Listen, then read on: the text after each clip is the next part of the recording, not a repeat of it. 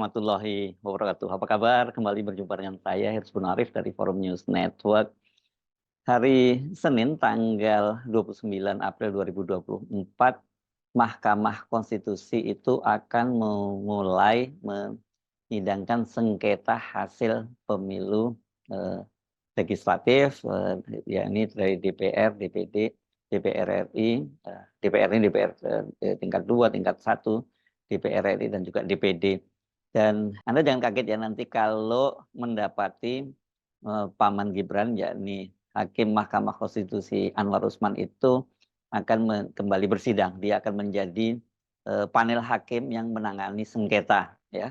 Ya, dan ini seperti dikatakan oleh juru bicara Mahkamah Konstitusi Fajar Laksono bahwa Anwar Usman itu sesuai dengan keputusan dari Majelis Kehormatan Mahkamah Konstitusi, kan dia boleh menangani sengketa-sengketa, dilarang, bahasanya dilarang menangani sengketa yang berkaitan dengan soal pemilu legislatif, pilkada, itu pilkada mulai dari bupati, wali kota sampai kemudian gubernur dan juga presiden yang berpotensi, yang memiliki potensi adanya konflik kepentingan. Itu yang menjadi dasar mengapa kemudian Anwar Usman itu boleh menyidangkan kembali. Nah, ini saya kira ini akan menjadi kontroversi baru karena bagaimanapun juga kan dalam pemilu legislatif kali ini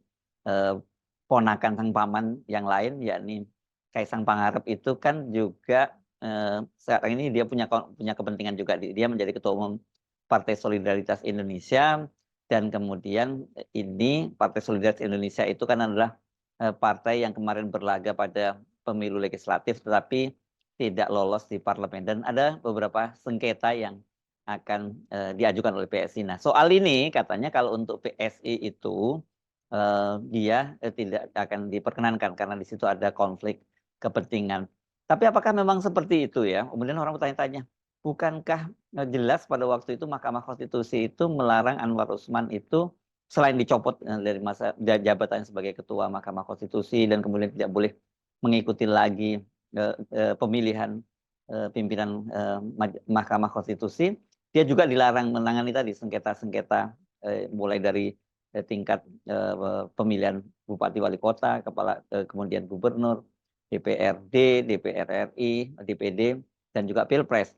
Coba kita simak kembali ya amar putusan yang pada waktu itu dibacakan oleh Ketua Majelis Kehormatan Mahkamah Konstitusi, Profesor Jimli Asidiki. Sidangnya itu pada tanggal 7 November 2023. Amar putusan.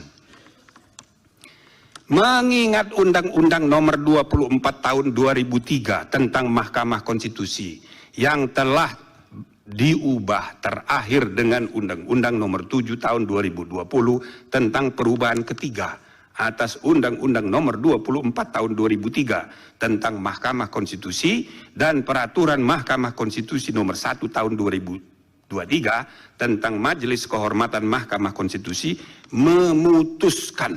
menyatakan hakim terlapor terbukti melakukan pelanggaran berat terhadap kode etik dan perilaku hakim konstitusi sebagaimana tertuang dalam Sabta Karsa Utama, prinsip ketidakberpihakan, prinsip integritas, prinsip kecakapan dan kesetaraan, prinsip independensi, dan prinsip kepantasan dan kesopanan. 2. Menjatuhkan sanksi pemberhentian dari jabatan Ketua Mahkamah Konstitusi kepada hakim terlapor. 3. Memerintahkan Wakil Ketua Mahkamah Konstitusi untuk dalam waktu 2 kali 24 jam sejak putusan ini selesai diucapkan memimpin penyelenggaraan pemilihan pimpinan yang baru sesuai dengan peraturan perundang-undangan. 4. hakim terlapor tidak berhak untuk mencalonkan diri atau dicalonkan sebagai pimpinan Mahkamah Konstitusi sampai masa jabatan hakim terlapor sebagai hakim konstitusi berakhir. 5. Hakim terlapor tidak diperkenankan terlibat atau melibatkan diri dalam pemeriksaan dan pengambilan keputusan dalam perkara perselisihan hasil pemilihan presiden dan wakil presiden, pemilihan anggota DPR, DPD, dan DPRD, serta pemilihan gubernur, bupati, dan wali kota yang memiliki potensi timbulnya benturan kepentingan. Nah, ini kelihatannya benar sih ya kalau kita cermati, itu pada poin kelima tadi dalam amar putusannya disebutkan bahwa dia dilarang menangani sengketa-sengketa tadi itu yang disebutnya berpotensi itu memiliki benturan atau konflik kepentingan, ya, konflik of interest di situ. Nah, ini kata kuncinya, rupanya kata kuncinya seperti itu. Jadi karena ada if, jadi sebenarnya dia dilarang untuk mengadili sengketa-sengketa yang mulai dari bupati, wali kota, gubernur, DPR, DPRD, DPR RI, DPD, dan Pilpres, itu yang ada memiliki potensi benturan kepentingan politik. Nah, rupanya ini yang celah itu digunakan. Padahal kita juga ingat pada waktu dalam kasus di putusan 90, ya, putusan 90 nomor tahun 2023, ya, putusan MK tahun 90, yang kemudian meloloskan Gibran Rakabuming, itu kan di situ juga ada jelas ada konflik kepentingan karena itu mengadili keponakannya. Ini kan yang sebenarnya kemudian menjadi perdebatan ketika akhirnya dia dipecat sebagai ketua Mahkamah Konstitusi.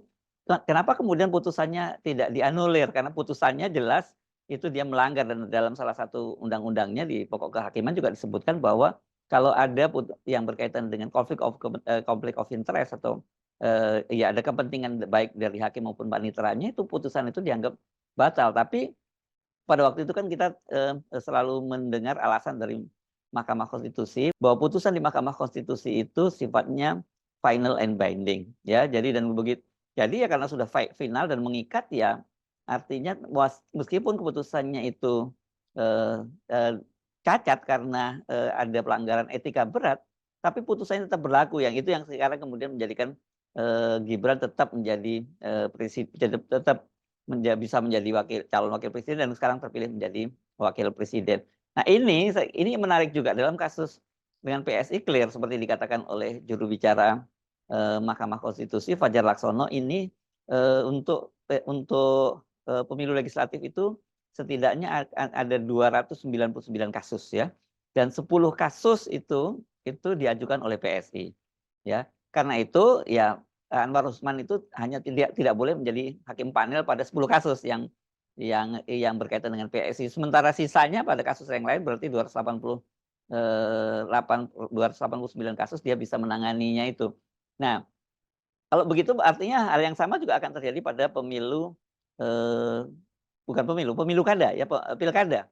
Karena kan kita tahu setidaknya saat ini yang jelas akan maju pada pilkada serentak tahun 2024 ini adalah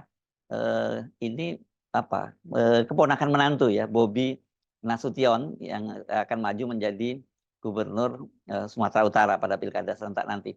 Artinya dalam kasus itu nanti kalau muncul sengketa, Anwar Usman juga tidak boleh menangani kasus di situ.